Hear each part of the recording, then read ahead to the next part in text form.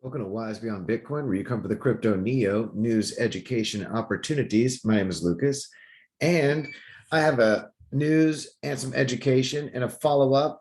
As the thumbnail explains, there is a missing NFT category on Guy from Coin Bureau's list of the complete list of NFTs. And I'll actually show it right here. He recently just did a video called the top 10 types of NFTs, the complete list. And it's a great list. And before getting into it, shout out to Guy at Coin Bureau, because he's been making content for a long time.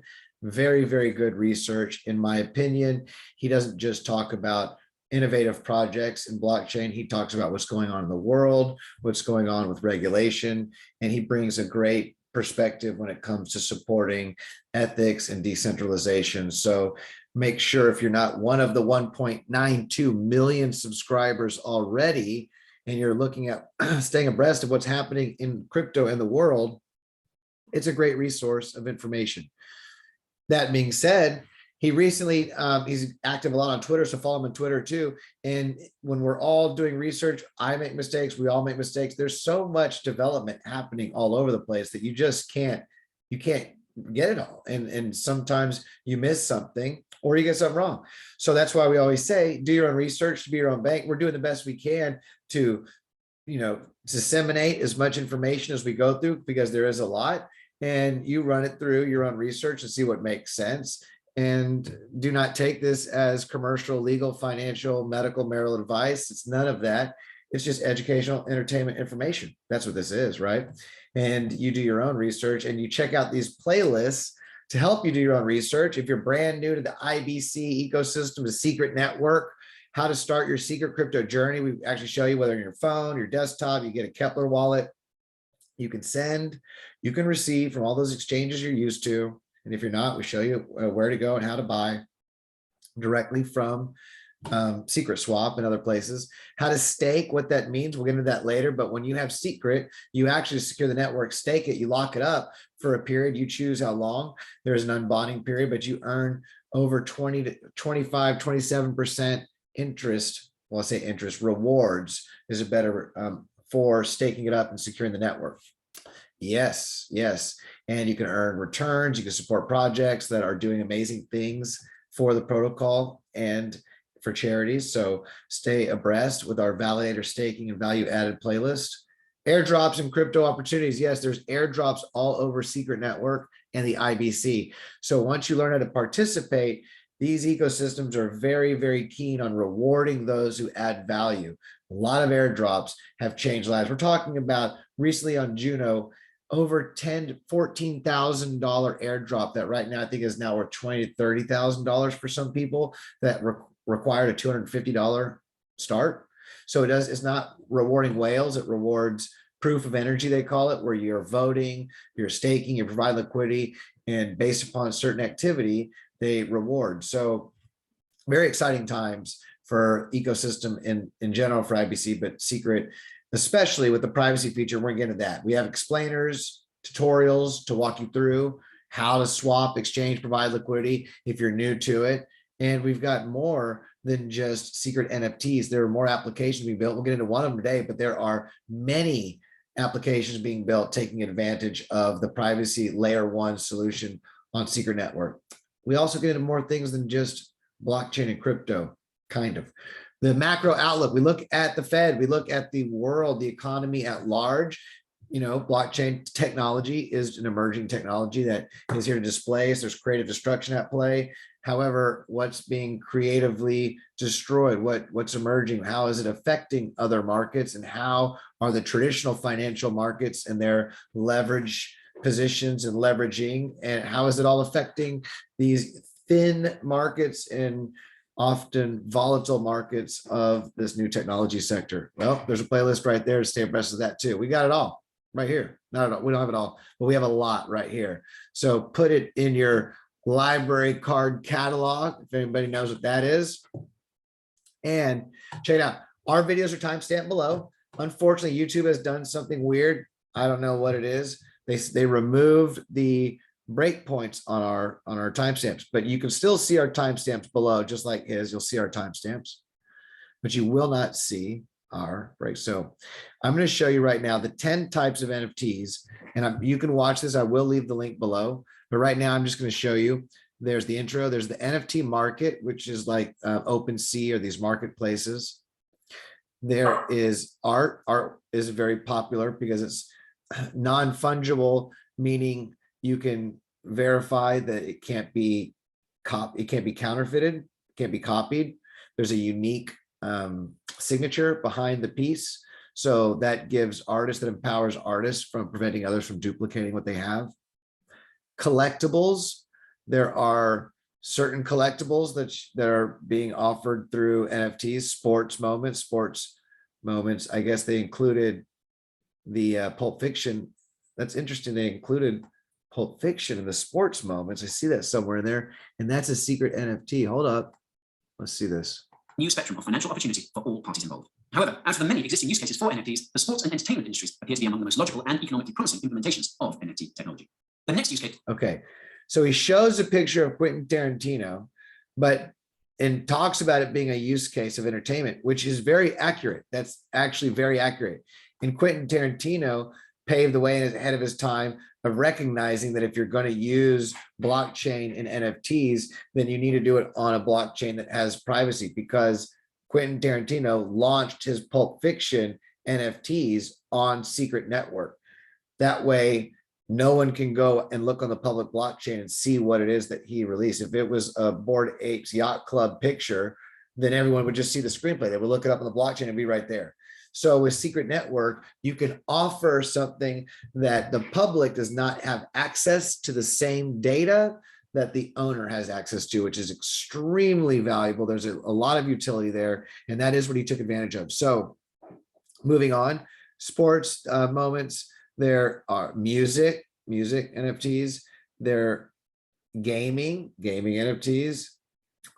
There are, what else? We have domain names. Own that domain into an NFT. Metaverse lands, part of the gaming. Real estate, right? Because you can't counterfeit, and it's all on the blockchain.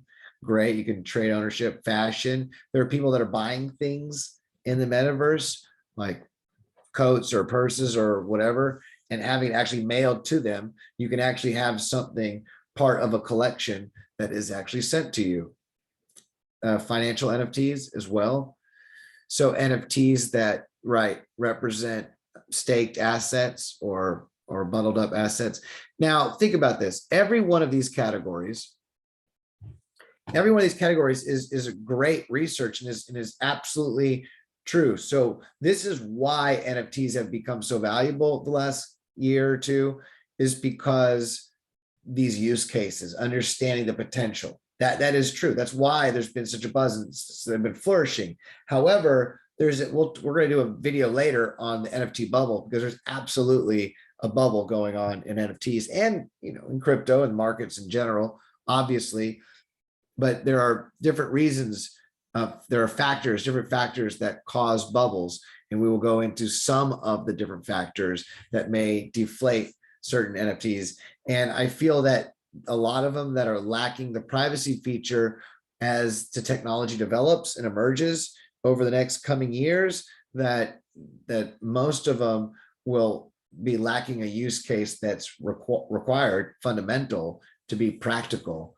And the early speculation on NFTs was a lot maybe due to a misunderstanding of the exuberance of the potential of technology, but it was like a fruit tree that doesn't quite yet have fruit. And there are other trees that are mature that you can actually bear fruit from and enjoy. And that's the privacy network. You can actually create functions that you can use in a practical way that you can't on a public blockchain. You can test things out and use them, but everything is there for anyone to see. That means that those financial NFTs, those fashion NFTs, the moment you buy something, the real estate NFTs, someone can see on the public blockchain what you have, and they can tell from that address anything you've ever sent or received to that address, and and from whoever you've connected to and anything they've ever sent or received. So it's not just your own data you're giving up the data of anybody else you've ever associated with and then they've ever associated with. It's just a rabbit hole of weirdness. And most people have a misunderstanding of blockchain technology, thinking it's this anonymous technology when it's really not anonymous at all. It's a public ledger. It's a public ledger. That's what it is, decentralized public ledger. You can see from the very beginning all the way to date, as the miners are mining, the stakers are staking, validating, you can see to date all the transactions that have ever been made. However, you look at Secret Network and you find out that, oh, you've got the public ledger blockchain, you've got that layer of the decentralized technology for security, but you also have built in to that same layer a function to wrap and make private transactions in NFTs, allowing for hidden data. And we're focusing on the secret NFTs, the non-fungible digital assets that support public and private metadata for creators, private ownership, and access controls for owners. Secret NFTs. What are secret NFTs? Well, they're non-fungible tokens with programmable privacy features that live on Secret Network. Perhaps one of the most confusing words in all of blockchain crypto, fungibility, is not just a spectrum. It's a complex idea with a simple premise. Things are always either the same or different. If exchanging two items would be meaningless, they are fungible. For example, if you and I both give each other $1, the only difference would be the serial numbers and relevant context of minting. You might say dollars are mostly fungible, but perhaps non-fungible if you care about the serial number or how they were created. With secret NFTs, validation of fungibility happens without opening verifiability to everyone. In other words, verifiable ownership of goods and experiences does not have to be public. On Secret Network, the process of validation occurs without compromising any private data, including proofs of authenticity and transfers. This way, our ecosystem is flipping the script of crypto art in order to empower content creators and protect digital rights. I would say for fungible, this is just the econ nerdy background in me. I would rewrite and say, instead of the dollars, just go back to gold. Gold's the best case of fungible, because an ounce of gold is an ounce of gold. It doesn't matter. An ounce is an ounce. That's why in the early days of different nations and countries minting, there were different currencies in the colonies. Nobody cared if it was an ounce of gold from France or an ounce of gold from Spain or an ounce of gold from England or an ounce of gold, because an ounce was an ounce as long as it weighed out. And if certain minters were known for clipping their coins and not weighing out, then they had a bad reputation. Nobody wanted to deal with them. And some people got a reputation for having a very solid currency, which is actually where the word dollar comes from. Dollar, THALER, I believe that's the name. So let's see. Okay, that's an aside, but either way, the point is correct with dollars. A dollar is a dollar, and that's the whole point, is of value. So most people don't look at the serial number, doesn't matter. And with secret NFTs, you've got that privacy layer. Traditional NFTs versus secret NFTs. This is the image I was looking for, and it's here now on this beautiful website from Secret Network about secret NFTs. Yes, this has been floating around. This is great. So obviously do your own research and take a look and read this out, but compare the two. This is like, if you were to look at airplanes before they had oxygen masks and flaps and seat belts and air conditioning and heating and all the safety features that you're used to having. If you had those kinds of airplanes that the Wright brothers were crashing all over the place, that's the traditional NFTs. Secret NFTs are like the more, okay, we've crashed and we see what it looks like. Now let's put these new features on that make it safer and more usable, right? That Origo more towards the Ford Model T analogy, if you will. We could say it's like that old car, it works and you can drive. How many people would drive a Ford Model T across the country? Preferably, not just because you would just to do it, but you would prefer something that has more room, more spacious, more comfortable. If it's cold, it's got heated seats, has air conditioning, has radio or DVD or CD player, whatever it is. There's some functions, shocks that are a lot more comfortable to ride. There's has to be some innovate headlights, windshield wipers. Like there's a whole bunch of stuff in cars now that are a little bit further ahead, right? I feel that's the case. And that's what we're doing with secret NFTs. Private metadata, public metadata. Yes, they still have the public metadata. You have that on a secret network, but you also have private metadata, which means that if you go to the secret marketplace and you check out one of these NFTs, now let's see if I take this off and go to the main page at the beginning. Okay, so here's a new NFT that came out. Is this all of them? Oh, okay. Clear all. Is this should buy now? This is a recent one. You cannot see what's on the other end of this artwork. You can't see what's on the other end of these unless you own it. When you own it, you'll be able to unlock the other side. Same with script pages. This is for owning a piece of a script that's going to go, I believe, for in Spanish in Spain, Netflix. There is a show coming out, and these are pages connected to that show. So in that similar Quentin Tarantino respect, I will try to work out an AMA with the artist behind this, but that's from what I understand, that's what's being built out, and something about the show metaverse is involved. So a lot going on there. I don't know. I'll learn more later. Look, the idea is that what you see here, there is information on the other side that only the owner has access to. There's actually not just the image, there could be a whole nother image on the other side, which often there are, but there's actually data on the other side, information, private metadata that's hidden from the public that they can't see. And if the owner who's selling this, you can't tell who the owner is. There's no way of knowing. You can't check them out. You can't look it up, their name on the blockchain. You can't go look and see what other NFTs they have. On OpenSea, on Ethereum, you know that you can do that on all those public blockchains.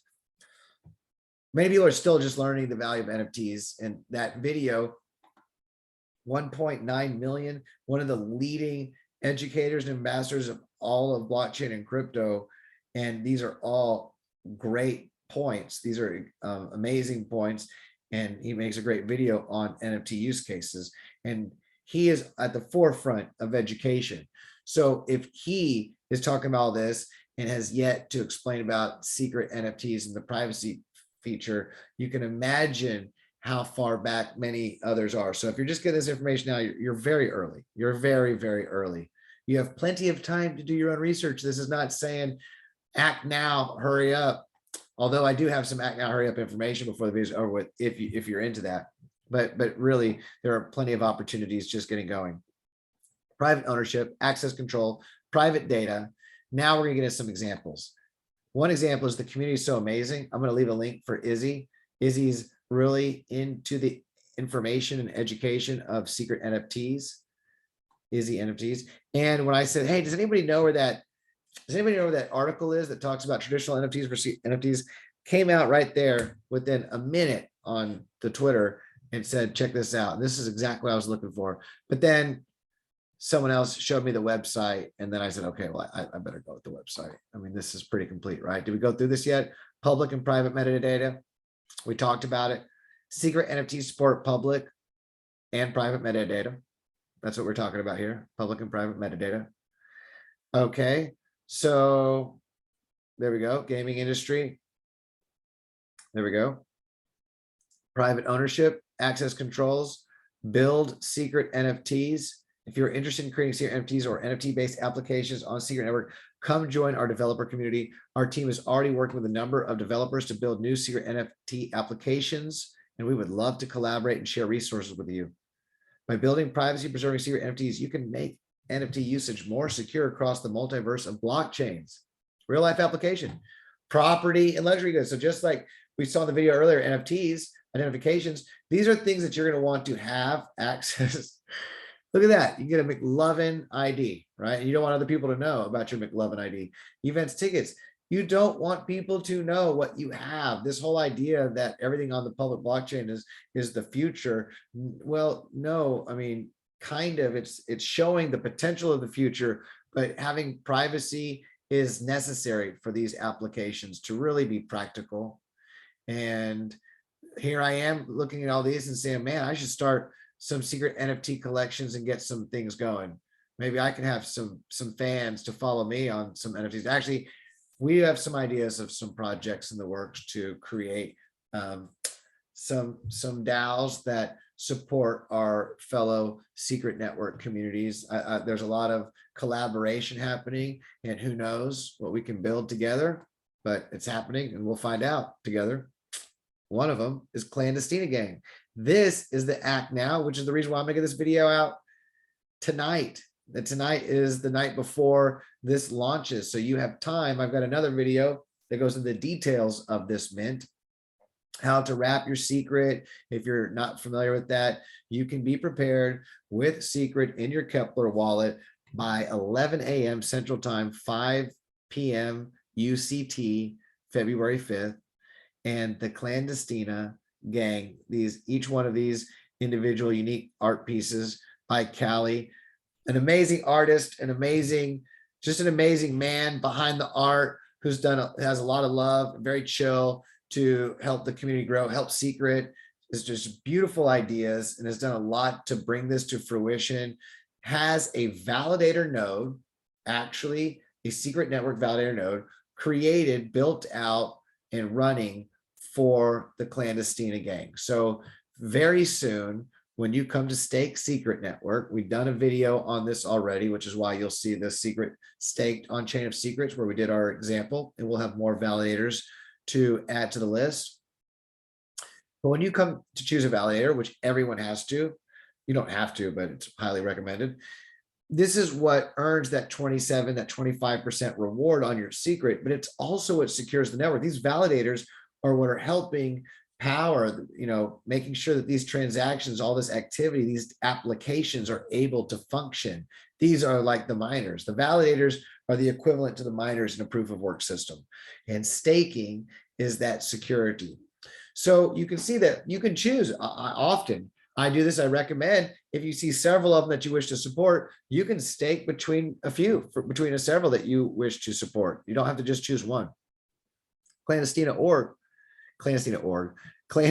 DAO will be one of these validators, but instead of it being organized by one individual or one group that is just has no interface with the community or a small interface, it's going to be run by a large 420, a little bit less than, community of members that are engaged, that are adding value, that are sharing education, that are reaching others and saying, hey, if you like this content, if you like what we're doing, feel free to come stake with our DAO and give us some love. And we have more opportunities we're giving back, which a lot of these are doing a lot. Many of them are worth supporting and receiving the rewards that they're offering to return for those who give them love. So absolutely. That being said, let's talk about a DAO that's fractionalized ownership of a validator. And that's what Clandestina is pioneering. They're pioneering ownership of a validator, which means now, instead of all these other NFT marketplaces, well, when it comes to most of the art on the artwork side, usually you have to hope this greater fool's theory that the excitement and buzz just to be in the community is enough that gets people to wish to pay more than the last person. That's what keeps the price up. And beyond that bidding up of the price, there's tends to not be a lot of utility, although some of them have become to create exclusive clubs that have created a value also. Beyond that, there is not something to reward the holder of the art, of the NFT. And one of the unique use cases of artwork on blockchain that separates it from just artwork traditionally is that you can have utility built into it that you can't. People have always been able to buy a digital art, maybe even have it, well, not canvas signature to prevent it was completely counterfeit, but beyond the making sure it's not counterfeited, because there's some beautiful digital art out there. It's the utility and what can be done, that access to exclusive membership, that ticket, that real estate. And in this case, it's the ownership of a validator node, which means you're going to have a stream of rewards coming to that DAO.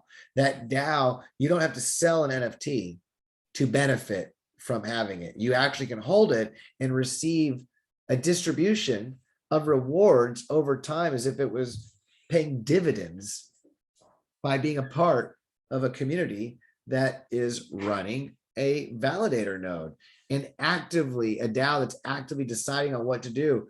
So the whole point of Clandestina, hence the Secret Network shirt that she's wearing on this one, is to help grow the Secret Network and build value in the community. So out the gate, there's a great percentage breakdown that the community is working on, how much to be staked natively on Secret Network, how much to go to support Sienna Swap, Secret Swap, Button Group, how much is supposed to osmosis secret LPs. So in other words, it has a specific intention of building the DeFi ecosystem of Secret.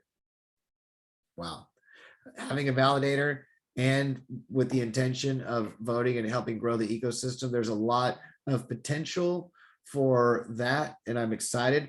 But if you're like, hey, look, February 5th, 11 a.m., that's by the time many people see this video, that is over with. You're gonna think, man, I'm gonna have to go to Stash Marketplace and see if there's anything after market. You can try that. There might be, might not. Many people are probably going to want to hodl these and receive the benefits thereof, but you might find one or two. And here's the information. You'll be able to find the information because all links are going to be left below for you to do your own research. Very cool stuff on what they plan to do. They already have other projects in the works. There's a lot of really, really neat things going on. The community is just I'm very happy and thrilled to be a part of the community. And I want to say thank you again to Cali and the Clandestina team for what you guys have put together, for your artwork, for the chill vibes, and really, yeah, for this opportunity to share this with others. I'm very excited. This is one of the first innovations in NFTs in a long time in this regard, and they are definitely setting a precedent.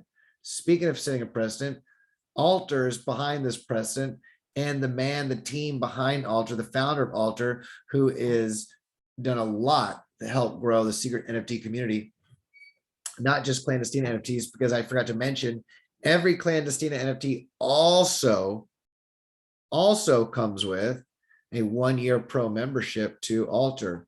And you're like, Alter, what's this Alter?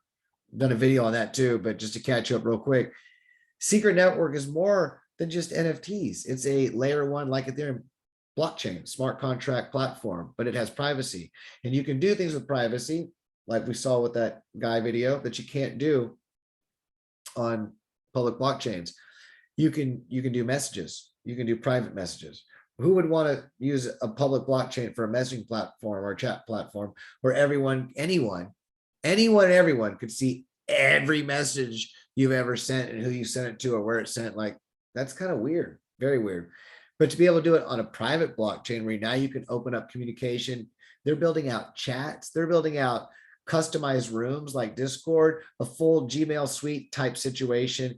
They have already launched. They already have a functioning email messaging service platform that you can send to other members. It's growing. It's a beautiful project, and it's worth looking into. This is, I would say, one of the more valuable use cases, one of the most innovative projects in all of blockchain and crypto, as far as using blockchain technology for something practical that people already like and would use, and now taking the problems of centralized servers and the security of centralized systems using blockchain technology and the privacy feature. This is exactly what many people envision the potential of blockchain and crypto to bring to herald. This is it, and they're doing it, and they're still building it out. That's what it looks like without them, and that's what it looks like with them. This is their goal, and this is the team.